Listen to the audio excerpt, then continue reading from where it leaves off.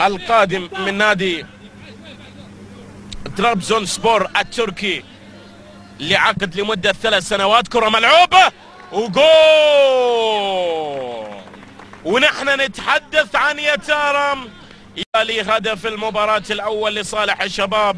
إبراهيم يتارا لم يكن مراقبا في اللقطة الماضية، كان وحيدا، وبالتالي بالرأس حطها على يمين حارس المرمى حمد الدوسري، معلنا عن تقدم الشباب بأولى كبيرة مرت على هذا الفريق، وبالتالي تكون الجيل الحالي مطالب بعمل كبير، مطالب بأن تعود البطولات. يا سلام يا سلام يا فلافيو.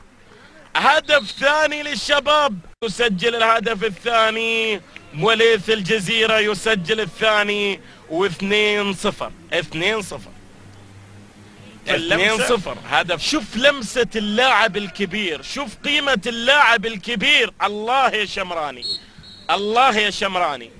هدف ثالث للشباب، لكن التمريرة من مين؟ التمريرة من جيباروف.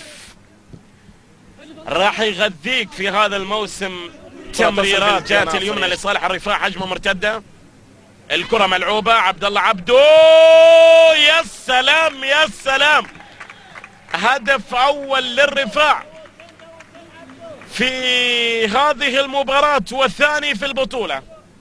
هدف ثاني في البطولة عن طريق عبد الله عبدو للرفاع، لكن هدف جميل، هدف جميل عن طريق عبد الله عبدو